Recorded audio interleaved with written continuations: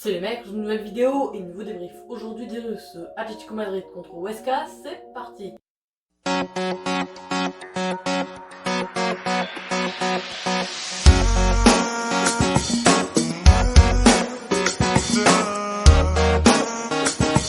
Cette vidéo est sponsorisée par Retro Legend Club. C'est un site de vente de maillots de foot rétro, comme son nom l'indique, et avec mon code de réduction LP10, avec le LP en majuscule et le LP10, il n'y a pas d'espace en gros, vous pouvez bénéficier de 10% de réduction sur tout le site. Le lien justement du site est dans la description. Voilà un match qui semblait donc une formalité pour les Colchoneros qui affrontaient donc Huesca qui clairement qui joue le maintien cette saison, contrairement à Atletico qui eux jouent le titre. Donc ça s'annonçait un match facile pour Atletico et on l'a vu clairement, les passes ça y allait comme dans du beurre et l'Atletico a largement dominé cette équipe de Huesca. Mais avant que tout commence, on va déjà commencer par énumérer les compositions d'équipe. Déjà du côté de l'Atletico, on avait un espèce de 4-5-1 avec deux milieux offensifs. Donc déjà on avait Oblak dans les buts, Trippier en latéral droit, Lodi en latéral gauche, Savic Jiménez pour les deux défenseurs centraux, Koke, Herrera et Saúl pour les deux milieux centraux. Ensuite on avait Llorente, Ferreira, Carrasco pour les deux milieux offensifs centraux et parfois il s'excentrait parfois vers la gauche ou vers la droite.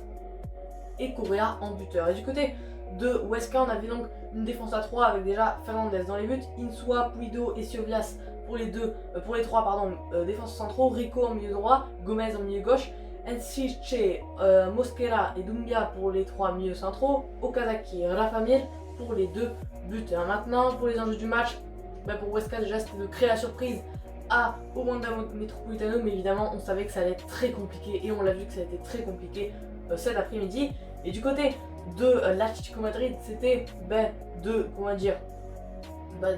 c'était une formalité tout simplement. Et en cas de victoire aujourd'hui, les Colchoneros pourraient prendre 3 points d'avance sur le Real Madrid. Donc voilà, ça les aurait mis très très bien tout simplement. Maintenant pour le contenu du match, on va passer au contenu du match. Dès le début du match, 3e minute de jeu, Huesca va avoir une énorme occasion. Siovas est à bout portant, frappe, mais sera finalement arrêté par, qui est selon moi le meilleur gardien du monde actuellement. Quelques minutes après, l'Atlético Madrid va riposter, frappe de Carrasco, arrêt du gardien, ça revient sur Saúl, frappe de Saúl, ça sera encore donc arrêté par Álvaro Fernandez, l'ancien, on se rappelle, de Villarreal. Quelques minutes après, l'Atlético pousse, frappe de Héctor Herrera, mais qui passera à côté donc du but de Álvaro Fernandez. Carrasco va avoir également une occasion. Clairement là les gars, pendant 15 minutes, les 15 premières minutes, on va avoir que des occasions clairement. Carrasco est face au gardien, il frappe, mais ce sera finalement encore arrêté par le gardien espagnol.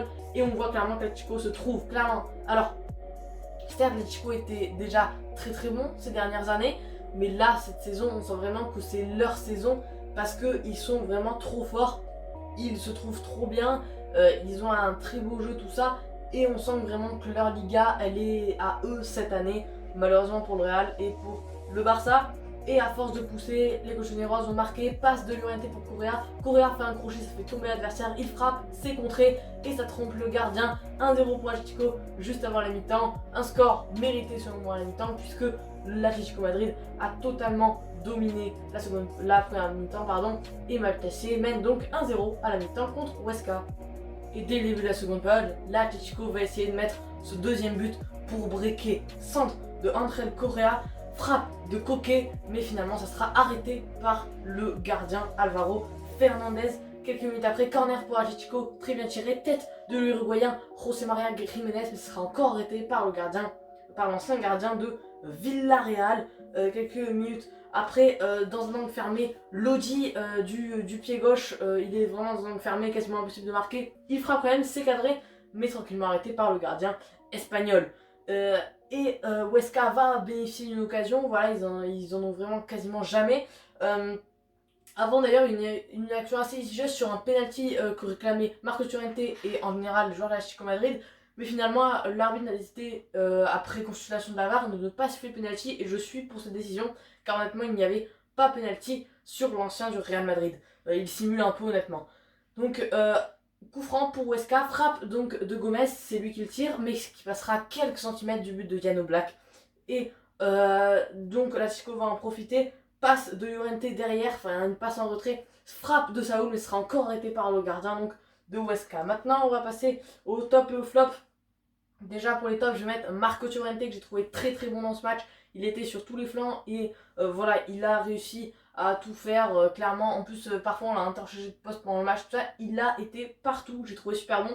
Comme André Correa d'ailleurs, super bon. Saúl Ñíguez également n'a pas été étincelant, mais voilà, il a été vraiment, on ne le voit pas beaucoup, mais il a tellement servi à cette équipe de l'Atlético. Et Koke également a été super bon, c'est pour ça que je le mets. Et dans les tops, je vais également mettre un joueur de Huesca, je vais mettre Álvaro Fernandez, le gardien de Huesca, parce qu'il a arrêté vraiment pas mal d'occasions. Et même s'il s'est pris un but, tout ça, franchement, il a tenu la baraque, on va dire. Et du côté des flops, je m'attendais un peu mieux à l'attaque Rafa Mir Okazaki. La défense, la bataille du milieu de terrain a été largement gagnée par Atlético Madrid. Et Mosquera aurait pu également faire un peu mieux. Mais du coup, voilà, bref, mini, c'est la fin de cette vidéo. J'espère que vous aura plu. Et les gars, seule chose que je viens de vous dire, c'est salut.